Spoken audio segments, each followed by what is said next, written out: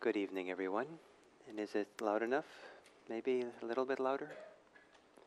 Let's see. Does that seem okay now? Okay. So, I would like to discuss a very important topic for Buddhist practice, and that is that of letting go. And sometimes that's a specialty of at least a theme for Buddhist teachers. Whether it's a specialty of what we can do, that's another topic. But it's a beautiful idea, beautiful movement of the mind, beautiful practice to let go, but it needs to be done wisely. And so I want to talk a few different aspects of this topic of letting go, so you appreciate it more. And end a little bit by talking about what do you do if you can't let go? And if you feel like you want to let go or should let go, what do you do then? So sometimes there's confusion around this topic of letting go. If what people understand is that letting go is to letting go of something. So, if I cling to this glass of water that I'm drinking, and you tell me to let go of it, and I think I'm supposed to let go of the glass, it would be a mess here if I drop it. But that's kind of saying that it's the problem. It kind of implies the problem is with the glass. What I'm supposed to let go of is the clinging I have to the glass of water. I don't have to let go of the glass of water. I can still use it, but I can let go of the clinging to it, the grasping onto it, the clutching it. And so when we hear this idea of letting go, some people think, well, oh no, I don't want to let go of things. I don't have much to begin with, or what's wrong with these things? And it's not necessarily wrong with the things, but where the suffering comes is when we clutch onto it or grip it tight. And that tight grip by which the mind holds on to their ideas, the mind holds on to things, that hurts in itself, and it's very limiting. It limits our abilities to be wise, it limits our ability to see, to maneuver freely in the world. It's a real constriction. And so the movement of letting go is to let go of the clinging. And why that is important is that even good things can be clung to. Healthy things can be clung to. And you're not necessarily supposed to let go of the healthy things, the good things, but it is possible to let go of the clinging to them. So that distinction is very important. And so, you're supposed to, people might look at certain Buddhist teachings and say, I'm supposed to let go of all my money. And, I'm supposed to live a life of poverty like the monks, the monastics. And maybe that's right for you. I'm not going to say it isn't. But what you were asked to do is let go of the clinging that we have towards wealth and property and things. How much, I'm clinging to my partner. I'm supposed to let go of my partner now, this letting go. Don't let go of your partner unless it's unhealthy. But let go of the clinging to the partner. And some people have trouble with that idea. But the clinging to the partner is where the suffering can come. And then we don't have the flexibility to change with the changing nature of the relationship. We can't be fluid with it, or it's hard for our partner to be gone for a long time because we're holding on tight to security or to affirmations or all kinds of things that the relationship means. So to begin releasing the grip on the mind doesn't necessarily mean we abandon the things of the world or the people of the world, but we are abandoning the way in which we're holding on to them and gripping them. And so that's one important distinction to make. The other is that the idea of letting go by itself can seem like a form of deprivation. Like I'm just supposed to let go and I have nothing then. Nothing's, it's just like, or there's no imagination, there's no sense of what follows the letting go. Why should I understand the letting go of clinging is good, but if I let go, then there's, it's blank. And I'm scared of blank. I'm scared of nothing. I'm scared of not having these things that I have. I'll have nothing. I'll be destitute. But the corollary to letting go, that I think really helps the movement of letting go and helps us understand why it's helpful, is that we let go in. We can let go, and then we can, as we do that, let go into something. So if you let go of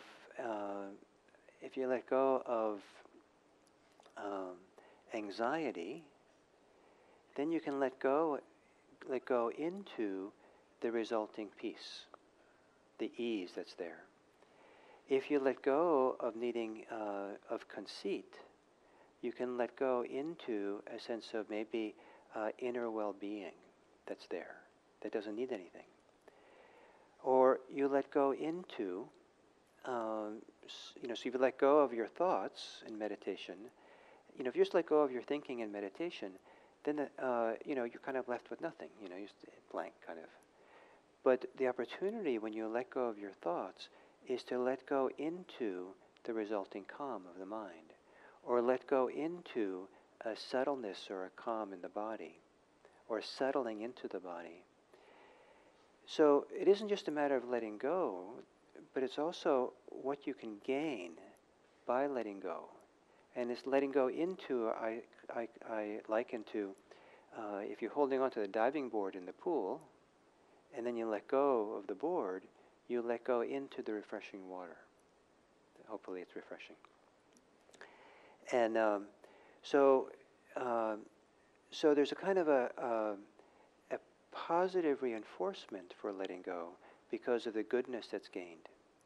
And the more we have a sense that there's something good here to let go into, there's something, there's a sense of contentment, well-being, peace, wisdom, non-agitation.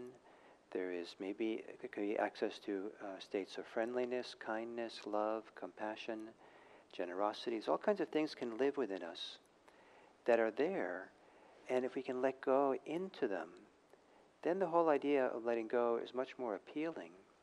And it isn't just a matter of deprivation. We're not left with, rather than being left with nothing, we're left with something.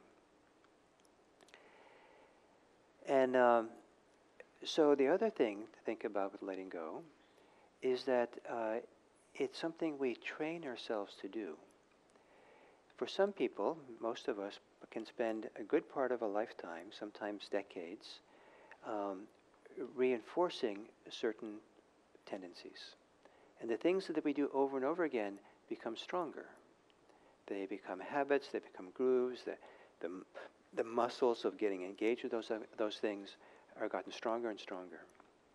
So if letting go if hanging on, clinging, has become the predominant movement of the mind, we're always clinging and wanting and hanging onto things. And you can see that sometimes just in the nature of our thinking, how much wanting there can be sometimes in thoughts. If you get a sense of that and then calculate how many total seconds of clinging you've done over the last 20 or 30 years,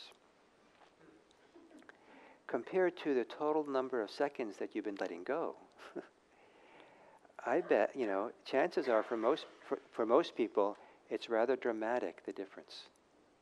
What we've been practicing over and over and over again, and practice makes perfect, is clinging, holding on.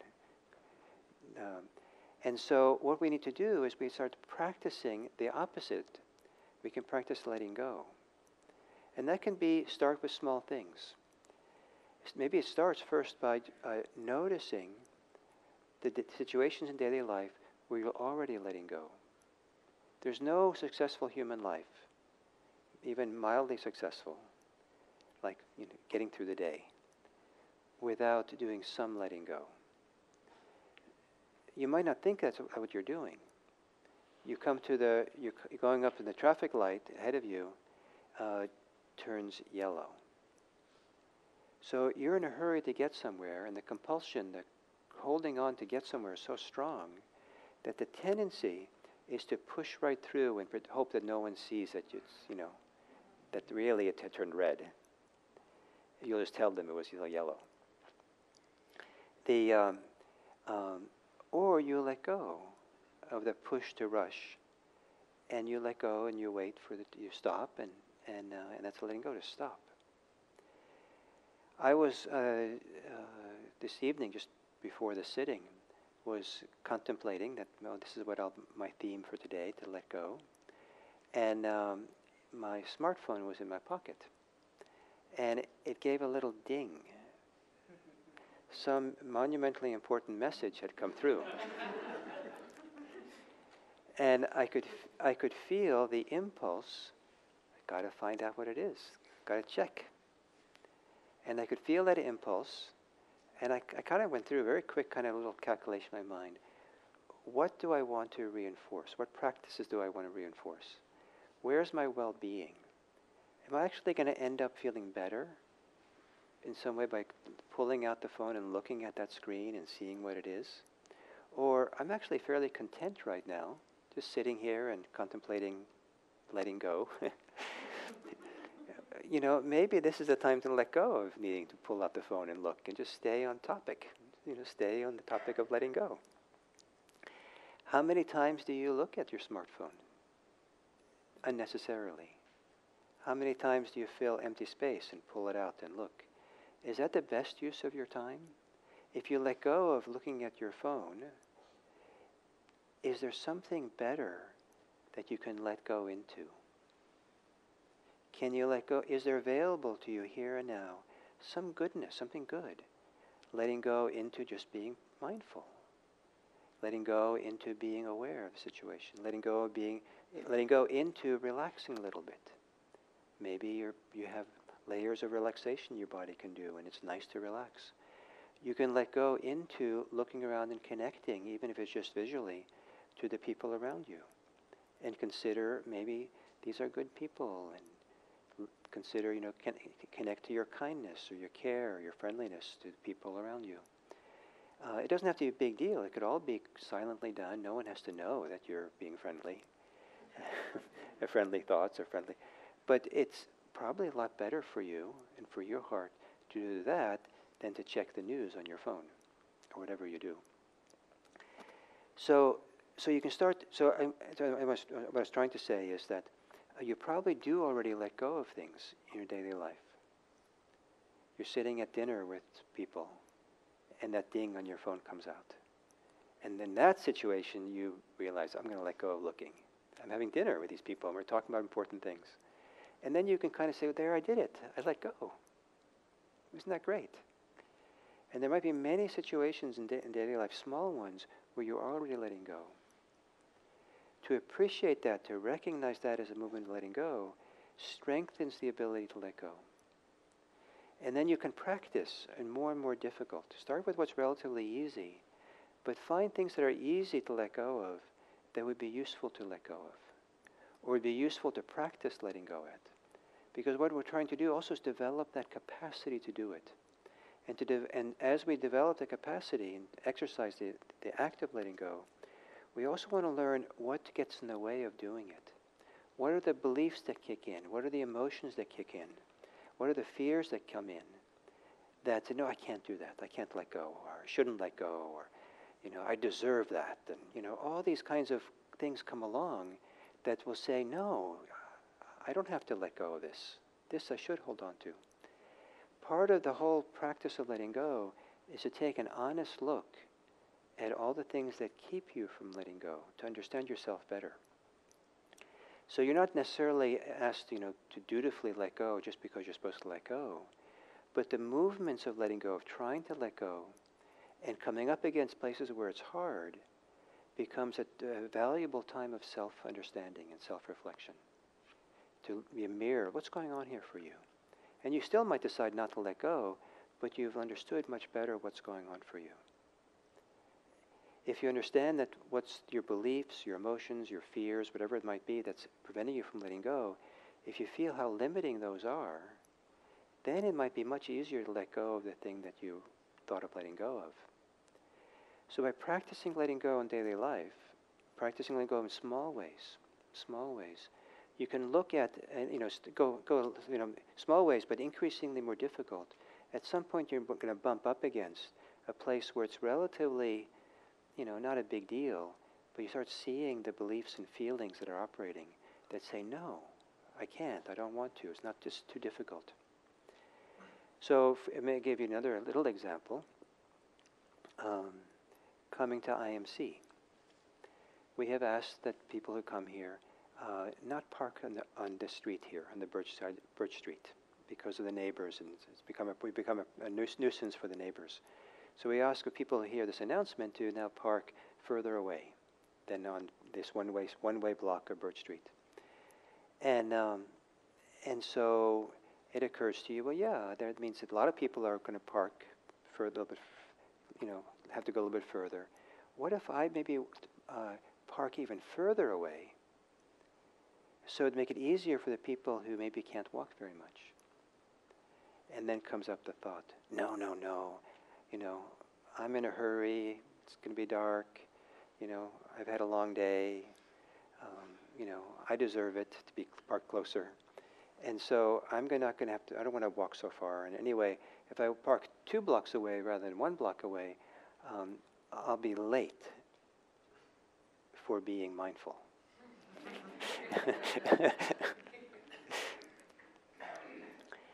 And so you might see, well, what would happen if I look at this? What's going on with me here? If I let go of parking as close as I can, what happens? What do I see about myself? What trains of thoughts, what beliefs, what needs, what concerns, what fears are operating? And something as, simple and, no big deal thing about parking 1 block or 2 blocks away might in itself be kind of a silly thing to tell you to let go of. But it's not silly if it's part of the process of self-understanding. And choose something that's relatively easy to begin looking at that. And for that purposes, you might choose actual things that you don't need to let go of, but you just want to do the exercise temporarily. Like let's see, if I try letting go of this, what do I learn about myself? What did I learn before I let go, while I'm letting go, and after I let go? And Gil said, let go into something. Well, if I let go of, parking 1 block away, and do it 2 blocks away, what can I let go into? I can let go into perhaps taking a nice brisk walk to IMC, so when I arrive I'm a little bit more awake. I've gotten energized a little bit, and it's much better for meditation. It's a nice thing to let go into and then be in your body and go. Then there's, what do we do when we can't let go?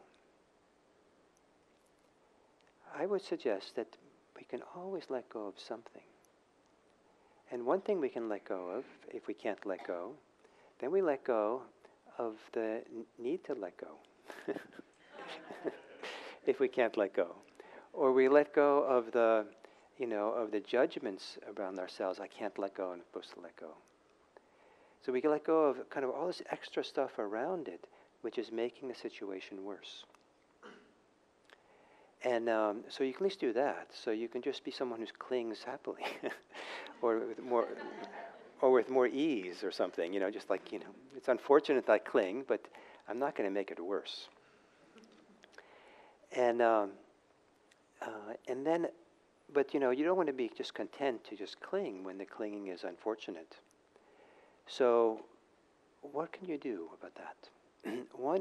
This is a good place I found to let go into the clinging. Let go into into the feeling, the sensations, the muscles of holding on. Where in the body is there a somatic experience of clinging? Is it in your muscles? Is it in your brain, in the mind, in the heart, in the belly? Where is it when you're really holding on to something and you can't let go? Chances are you'll feel some physical corollary, some place where it's actually being held. And to let go into those feelings so you feel them more acutely. So you've given up letting go of it, and now what you can do is you're going to really get to know it. You're going to drop into it and feel it and be with it. And that does a number of things. It allows you to begin understanding it and seeing it more clearly. There's something, and as you begin to feel or sense clinging more fully, the limitations of the clinging becomes more and more evident. And you'll find that there's almost like the more awareness you give, the more aware you are of the holding pattern itself, the more you'll notice that within the holding, there is already a movement to relax and to let go. It's kind of like you're giving breathing room to it. And it's like if you have a really tight fist, and you're really upset with something, really angry with somebody, and you're really kind of like just can't let go of your fury and indignation and self-righteousness and all the good ones. And you're not going to let go of this, and your whole identity is tied up in the fury. And then so you're going around like this, metaphorically. And then someone comes along and say, "Hey, my friend," and they just kind of like hold your hand like this with their open hand. They come from the open hand, on the palm, come from underneath, and hold your tight fist. Chances are, just being held that way, they're not telling you to let go or to relax, but just being held that way, you feel it and sense what's going on better. Your attention goes into the hand that's clenched, and your mind goes away from the thoughts of fury, the thoughts of self-righteousness, the thoughts of all these things, the ideas that we're holding on to. That's really the heart of it. And so there's certain kind of, at least the fist now begins to relax and soften when it's held and supported.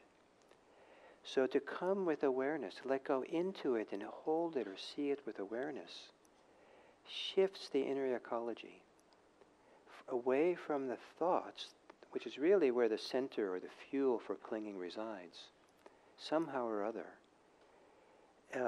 into the actual experience. It's kind of like holding the fist.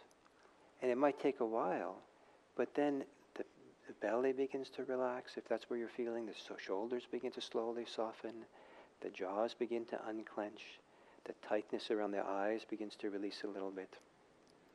And you didn't even know that the stomach and shoulders and jaws and eyes were tight, because you're so concerned with what you need to have and get and not let go of. But what happens if you drop into this somatic experience? Let yourself cling and let go into it. Feel it. The other thing that does is that it's actually kind of a movement of self-empowerment to do that. You're engaged in a choiceful act that's distinct from the clinging itself. You're, for a few moments, saying, I'm not going to be the slave to this clinging. The clinging is not going to be in charge of me. I'm going to turn the cards around, and I'm going to really be and feel it. I'm the one who's in charge a little bit. I'm going to be and feel it and be here with it. And that's a healthy movement of the mind. And that begins also to pull away a little bit the entanglement, the tightness of the clinging that's there. The fact that we've kind of changed how we're relating to it all and kind of claimed our mind in a fuller way. So, and finally, about letting go, if letting go still seems like a terrible idea, unattractive idea, the idea of letting go, it just seems like these Buddhists don't understand. There's a very simple principle that of letting go, which I think is always good. It's always good to try to let go this way. Let go of making it worse. Let go of making the situation worse. Whatever is happening, don't make it worse. It might be difficult, challenging. Don't make it worse. If you're angry, don't, throw daggers, verbal daggers. If you're afraid, don't then, I don't know, there's all kinds of unhealthy things you can do. don't make it worse. So if let go of any tendency to make the situation worse. And that will save a lot of problems.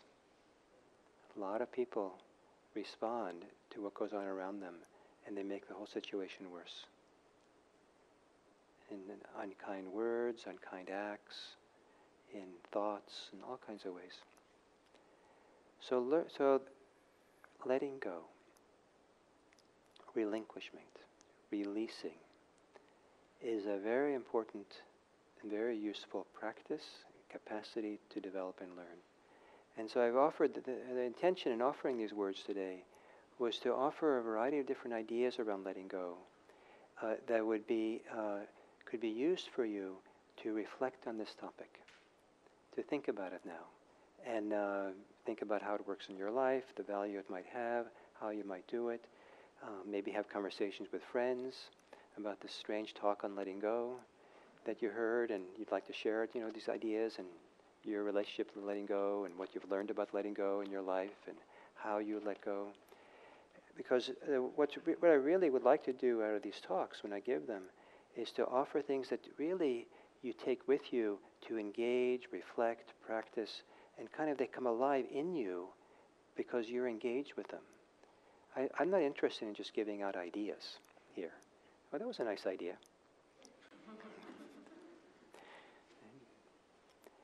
So, we have about 15 minutes, and if you have any thoughts and questions and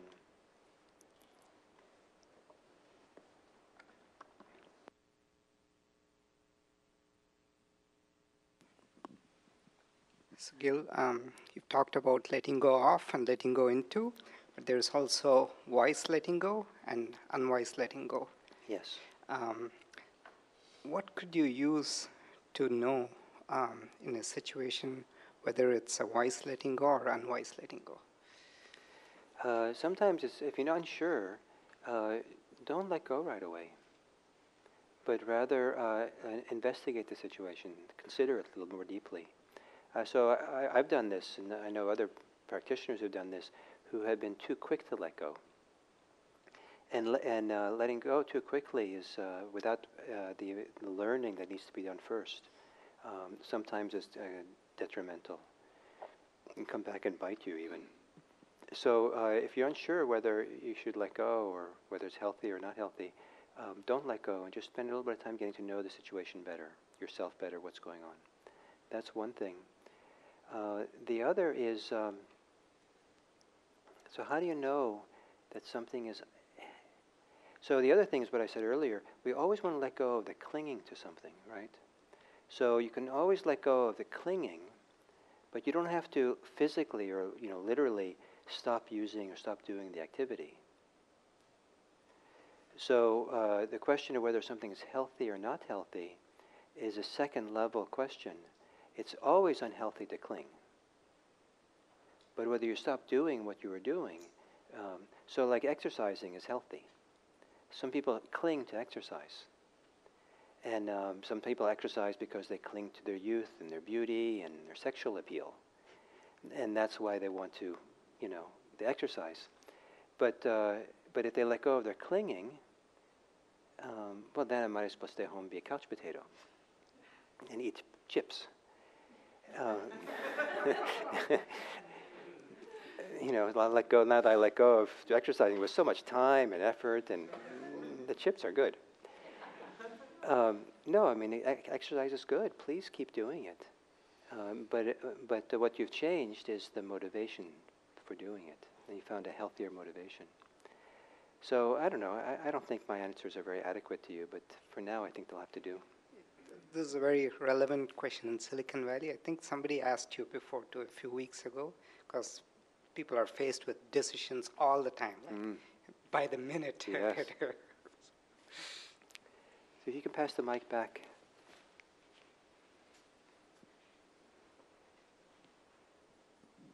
Hi. Can you hear me okay? So you've been speaking of situations in which you have the power to decide to let go. And I've been thinking a lot about death, where you don't have the power you're not in control of it. And particularly, I've experienced the death of 4 loved ones in a fairly short period of time, Yes. 6 years. And I have a really hard time letting go. I mean, they die, Right. and I have to let go in a certain way, but Right. emotionally it's very, very hard to let go. Yes. So I just wondered your thoughts around death and Uh-huh. letting go. And Yeah, yeah, I'm sorry for your losses. So I'm not sure, there's so many different aspects of what you're bringing up. So one is that especially people want to have control. And so sometimes we have to let go of the need for control of the situation in life, what it is. Sometimes we have to let go of the expectation we have that there's never going to be any loss. Some people live kind of naively and have no sense, or no realistic sense that actually dying and death is a relatively normal part of life, and it's not, it's, and to look upon it as completely out of the blue, it's a crime that it should happen, makes it worse. The other is people's relationship to grieving needs to be looked at, and to grieving, the feeling of loss that comes. And what are the beliefs that are coming into play? So there might be certain beliefs we have that are not really so useful or helpful, and we have to learn to let go of them. We have to also, and then sometimes with a lot of loss and the pain of that, new unhealthy beliefs come into play. And so now there's beliefs that the world is just a dangerous place, much more dangerous than before, and we're white-knuckling every day because we think, what am I going to lose next? And so a whole new pattern of thinking is kicked in. And so we have to kind of be really careful and notice what is going on here. There might be that we have ideas that we shouldn't be grieving anymore. 6, how many deaths you said in 6 years? 4, it's a lot. And so, here we go again, and I should have been over it by now, or I don't know what goes on with people. And so it's letting go of the need to be in charge of the grief, and letting go into the grief, and allowing a certain kind of loss of control, and allowing the body to grieve in a healthy way.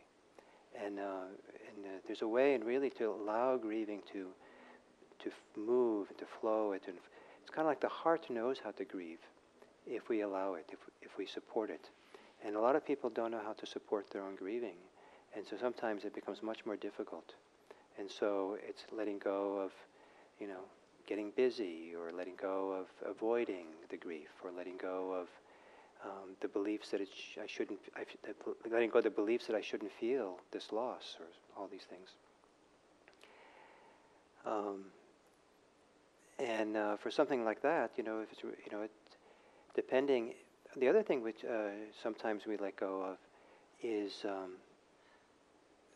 I don't want to. I feel a little delicate saying this. I don't want to imply that's for you, but there is a kind of a feel-good bias that exists in certain corners of our society, that we should always be feeling good, and if something wrong with us if we're not feeling good, and it plays itself out with the topic of depression. There are certainly debilitating and unhealthy ways of being depressed that needs medical care, psychiatric care. But some depressions are actually part of a healthy functioning of the human being, that it's actually important to get depressed sometimes. Not like you should go out and look to how to get depressed, figure it out. but that depression sometimes is a really important signal of the system trying to come back into homeostasis. And something is trying to work itself out. And so there's a kind of a healthy depression that sometimes we have to just live with. And if we just think that I have to feel good all the time, and if I don't feel good, then I'm kind of failing, and people are not going to like me, and I better go get Prozac. And but rather, so also with grieving, people might have some ideas that it's wrong somehow. I'm not doing it right if I feel the pain of that year after year for a long time. But there might be an ache from that loss that maybe will always be there, and not to make it a problem. And so to let go of it needing to be different. And then life can be a lot simpler. fighting it or making it a bigger story than it is, just feeling the ache. And so those are some thoughts I have for you. I don't know if those also I don't think are very adequate as a response to such a big question, but hopefully that'll do for now. Thank you. So there's over here, so just close by. Well, the thing that you said that struck me the most was that sometimes you need to let go of letting go. And I have a tendency to think when I recognize that I do need to let go of something, that I have to do it now.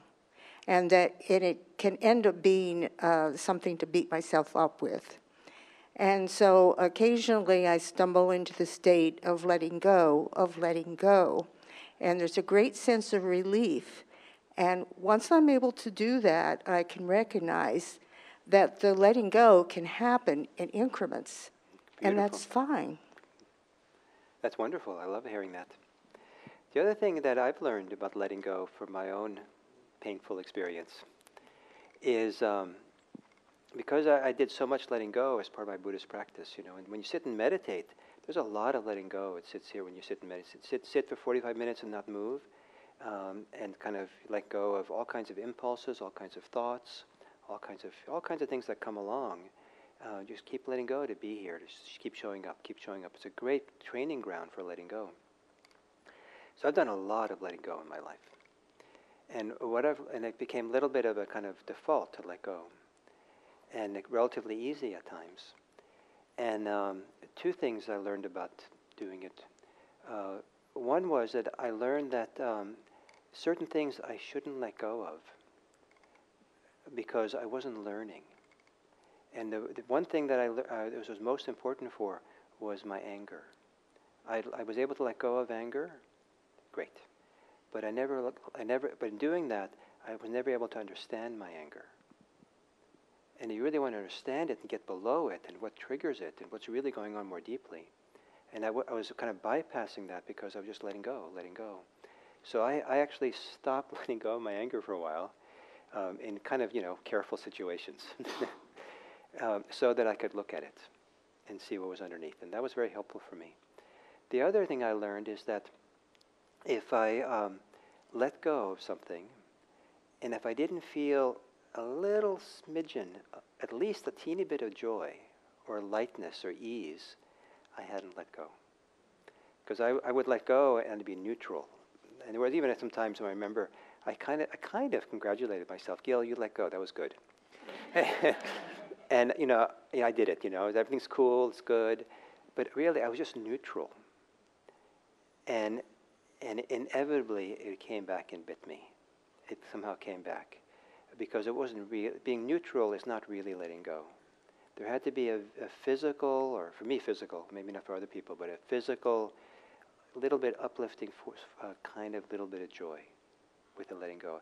It had to feel good. There had to be a feeling that, this is good to let go. This is good. Without that, something. Watch out, Gil. So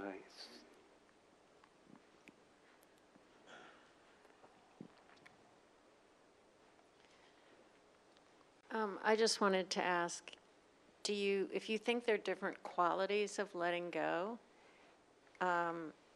do you think the ones that were meaningful, where you felt, a little joy, that there was an insight connected to it, or what do you think distinguishes?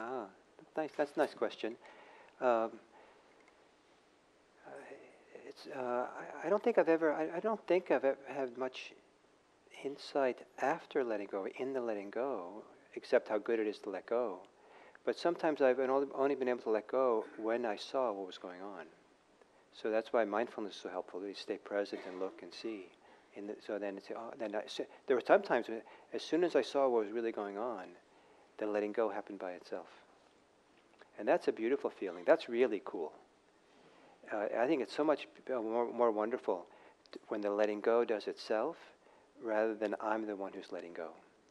And so, and that comes from, really having strong mindfulness practice. Because if you really learn how to be strongly, clearly mindful of what's going on, and really see clearly, there's almost like there's natural forces inside of us that will be letting go. It's like the hand thing, right? The hand wants to relax. I don't have to want it to relax. I mean, I don't have to do it, but, and so there's, so now I forgot the question. Just what distinguishes a really good letting go from a unsuccessful letting go? Well, I think the feeling tone, it feels pleasant. It feels like a relaxation. It feels like an improvement. Like there's breathing room finally, and I can, like there's a relaxation and opening up, and it just feels, like it's a new day. Something like that. So maybe one more.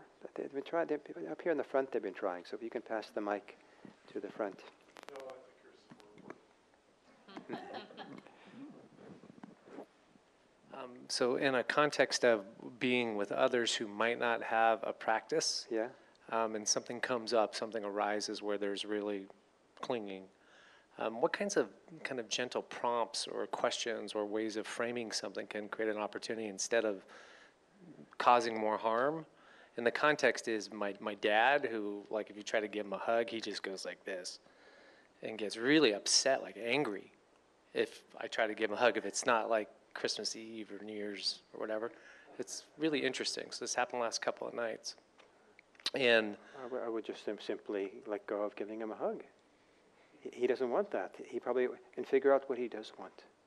Figure out, what little movement of love, friendliness, warmth he does appreciate. Well, it did come up. It was a great conversation last night, but there's something in there that I'm realizing, well, there's something where there's an opportunity. But so what kinds of like prompts or questions in an environment that you think First might you be have to ask helpful? permission. First you should ask permission. Yeah, that was an agreement, yes. Dad, I've noticed this thing about you. You cling when I want to hug you, and that, it's, kind of a peculiar thing. And, if you're interested, we could talk about it a little bit, and maybe there's something to understand there. And are you interested? No. And then say, okay, great. And it went many steps down the road, and I'm like going, something's going on here. And so he was willing to have the conversation with you? Yeah. Oh, yeah. Oh, beautiful. Yeah. Beautiful. Yeah. And it came down to, well, if he hugs too much and they're not special, they don't mean anything. Oh, maybe. So that's what he believes. And so you might ask, some questions around some things like that you might ask, and that's what you're asking me for questions, is when did this pattern start? When did he first learn this idea or come up with this idea? And what was going on at that time in his life? And it might be the conditions of a time or lessons he learned from other people or from his relatives, or there might have been situations where things were really difficult, and maybe when he was in the military, or maybe he was, something. And so sometimes you ask, when did all this, do you remember when you had this first started having this attitude and understanding? it was when his mom died of cancer when he was 15. Yeah. Yeah, so his mom died of cancer when he was 15. So there's a deeper need. There's a deeper need than hugging or not hugging. So how do you meet that deeper need? How do you accompany? How do you support? How do you offer some basic human accompanying with his deeper suffering? And you have to be very careful, this thing about wanting to fix anyone or change anyone, right? Don't you think you know that? Sometimes just accompanying. And for me, what I did with the fist and the hand is so powerful idea that just accompany. And, let someone feel like you're there with them. And just that people feel like you recognize it, and even if you don't have to tell them you recognize it, you're there with them in that part of them. And they'll find a way then. Yeah, when you said that there's a deeper need there, what's that deeper need that's more important? And that light just went on around that. So thank you so much. Well, thanks. Great. I'll send you a $200 check for the therapy session that just happened right there. So. Oh no! If that's the exchange, my cost is a lot higher.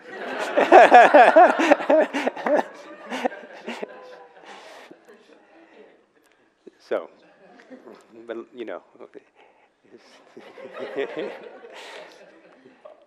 but I'm not in business, so it's okay. Don't worry. So thank you all, and And I do hope that you give some, this next week, maybe you give some real consideration, experimentation, and practicing of this letting go, and see how it's useful for you, and how it can be an improvement, and how it, in some situations, will protect you from making it worse. Thank you.